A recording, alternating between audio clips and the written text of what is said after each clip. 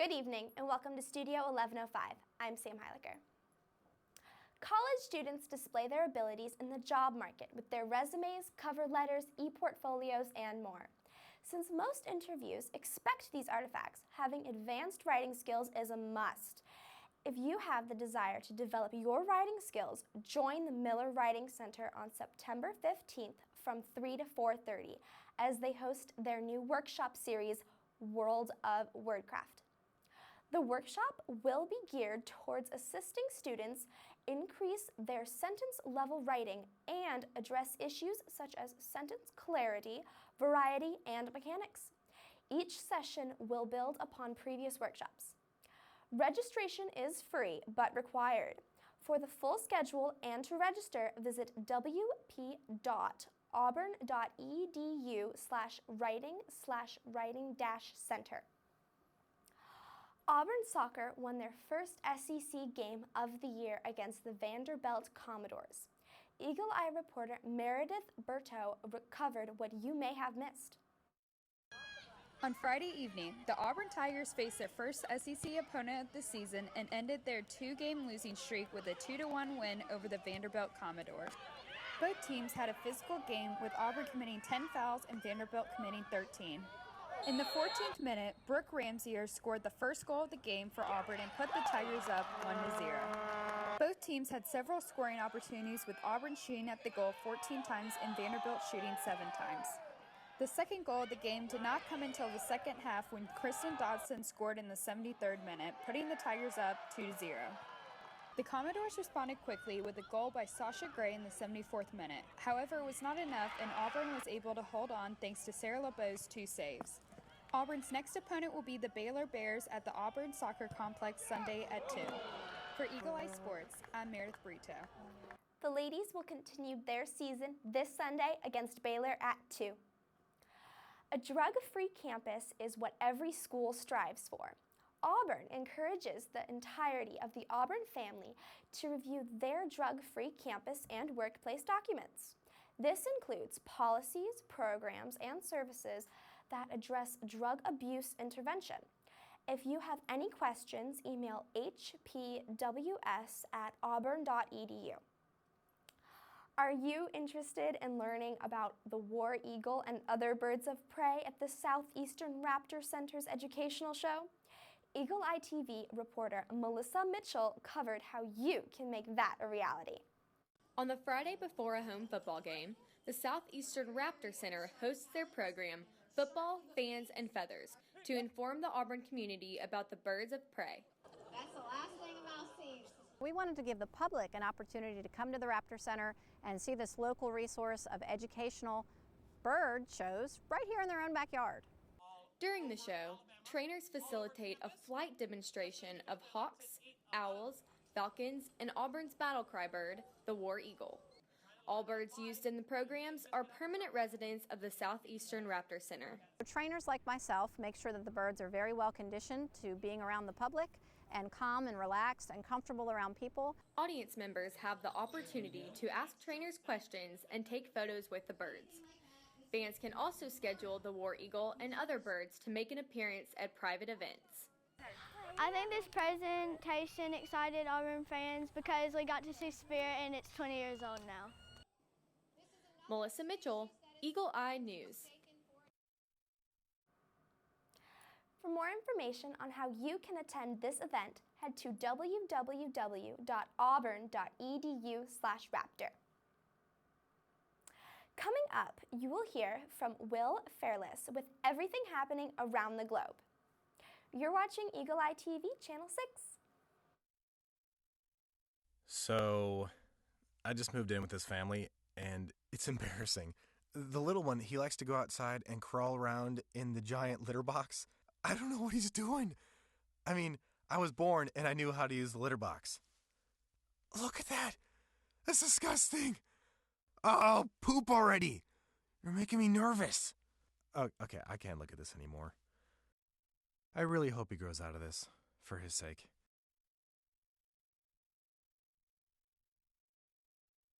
I hope that you've been able to learn a strong work ethic surrounded by character, integrity, perseverance, so that when your 1 second comes, you'll be prepared for it. Chris Davis. 45, there goes Davis! Your 1 second, our 1 second is now. And our lives have been guided by the principles of one of the greatest academic institutions in the country, Auburn University.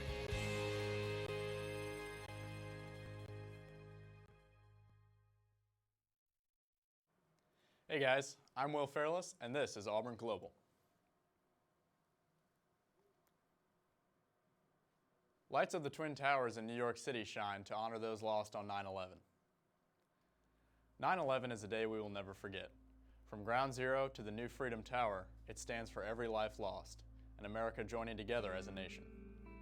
The victims live on through their families, a beautiful memorial located in Lower Manhattan, and in our hearts every 9/11.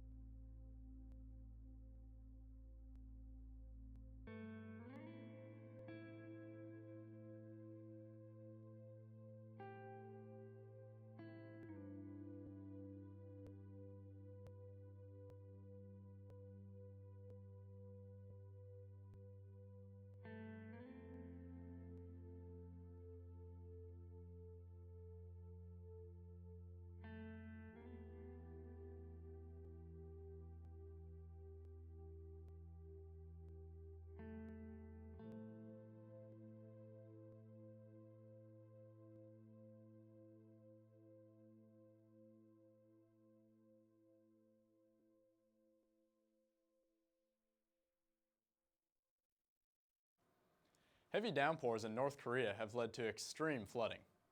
A place that normally considers itself a fully working paradise seems to not be fully functioning. According to a report published Sunday by the Korean Central News Agency, tens of thousands of buildings destroyed and people left homeless and suffering from great hardship. The floods have left 133 individuals dead, 395 missing, and 140,000 in need of urgent assistance. The heavy rain has been a result of Typhoon Lionrock, with heavy flooding in areas like Musan, Yeonsa counties and Horyong City in North Hamgyong province. The announcement of these floods came 5 days after the 5th nuclear missile test. The UN Security Council is planning sanctions throughout North Korea. Heading down south, preparing for the worst seems to be the only option. South Korea is getting ready for any possible outcome after the missile test conducted in North Korea. This was the second test of the year and possibly the most powerful. South Korea leaders believe that Kim Jong-un could conduct another test any day now. Melissa Hannum, senior research associate at the James Martin Center, said, "My deep fear is that they will launch a live nuclear weapon on one of their missiles. It would be hard for Japan, China, the US to know that it was a test and not the real thing. That would be extremely dangerous as that could trigger a war." North Korea also says that through this missile test, they proved the ability to put a nuclear warhead atop of said rocket. This could be fired at any potential threats or adversary. After weeks of floating debunked conspiracy theories about Clinton's health, Clinton was diagnosed with pneumonia, and Trump with his campaign have come together to wish her well. Donald Trump said, "I hope she gets well soon. I don't know what's going on. I'm like you. I just see what I see. The coughing fit was a week ago, so I assumed that was pneumonia also." Trump said Monday on Fox News, Fox and Friends, "So something is going on, but I just hope she gets well and gets back on the trail, and we'll be seeing her at the debate." Tents of love are popping up all around college campuses. This idea came from Chinese college students to help them settle in.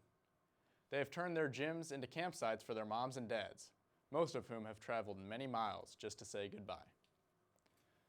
Zhong Binkai, the deputy director of think tank 21st Century Education Research Institute, says, "It has always been a problem in China that at the start of every school year, college are packed with parents who come along to drop off their children and stay with them. For some families, it's their way to celebrate the first ever family member who's able to go to college. There's nothing wrong with sharing the happiness."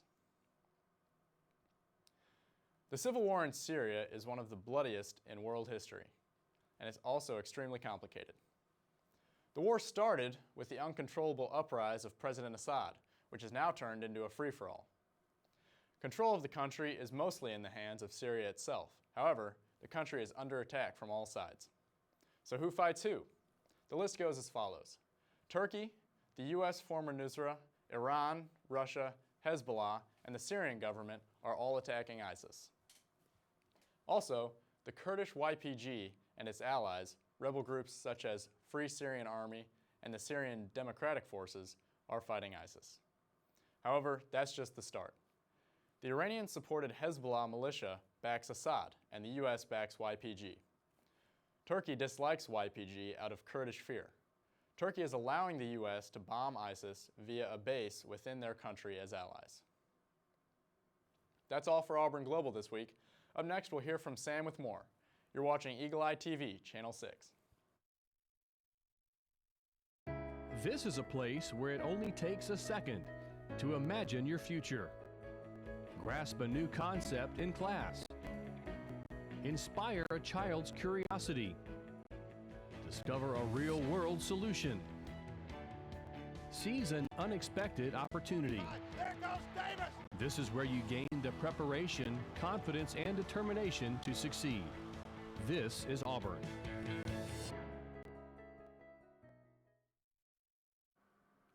It's Mama Goldberg's 40th birthday.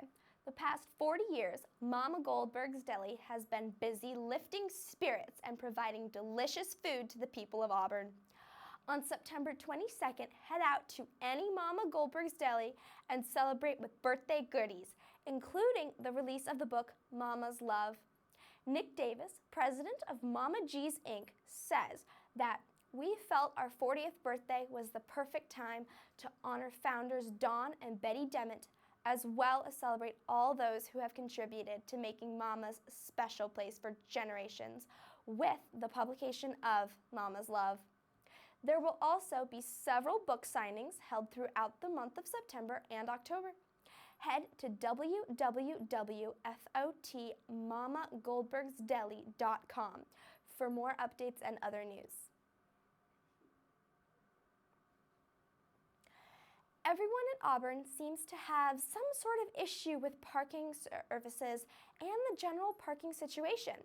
If you have suggestions on how parking services could fix these issues, wait no longer. An open forum will be held on September 15th from 5:30 to 7 in Student Center 2225. Any and all feedback is welcome. Food will be provided during this event.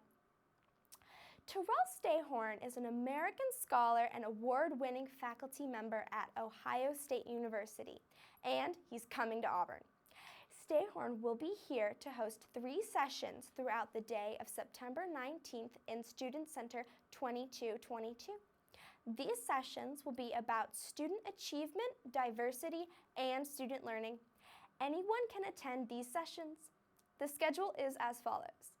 8:30 a.m. Buoyant Believers, a framework for ensuring student success. 11 a.m. Reconceptualizing the role of academic advisors, cultural navigation and student success. 1 a.m. The building blocks of belonging and success in college. For questions, contact Alan Sutton, Director of the Cross-Cultural Center for Excellence at acs0082@auburn.edu.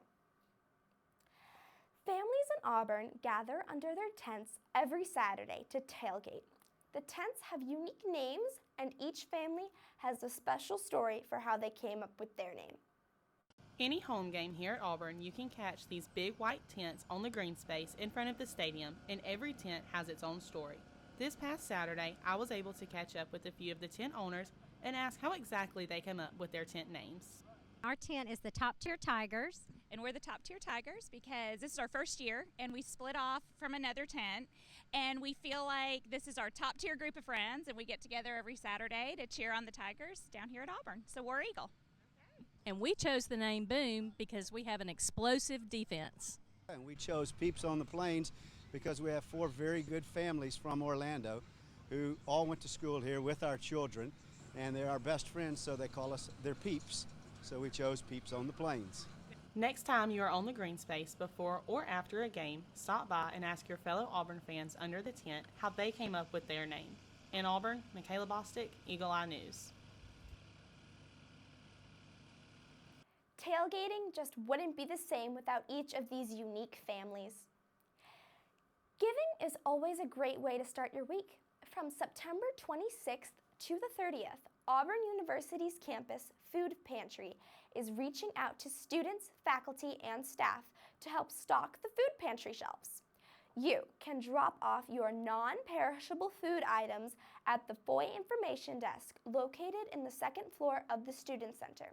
This will help aid students struggling with food insecurity. Auburn SGA passed an initiative to make sure students would not be left out at away games. Eagle Eye reporter Jonathan Thomas is here to cover all we need to know. That's right. Thousands of Auburn fans come here to Jordan-Hare Stadium to cheer on the Auburn Tigers. But when it comes to away games, some fans are left out in the cold.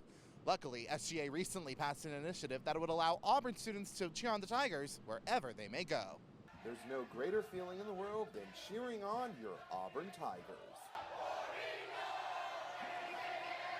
Now you can go wherever the Tigers play with the Bada Get a Bus. The initiative passed by SGA allows Auburn students to pay to board a charter bus to away games. The ticket covers a ride to and from the game, a spot in the student section, and a complimentary meal.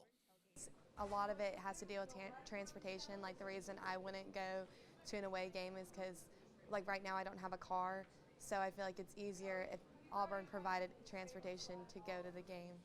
The Bada Get a Bus is scheduled to pull out on October 8th when it heads over to Starkville to play Mississippi State. From outside Jordan-Hare, I'm Jonathan Thomas. Back to you at the news desk. You can purchase your ticket by heading to www.aub.ie/BGB. That's all for Studio 1105 tonight. Keep up with all of the latest Auburn news throughout the week by following us on Facebook, Twitter, and Instagram at Eagle Eye TV. I'm Sam Heiliger. Thanks for joining us, and War Eagle!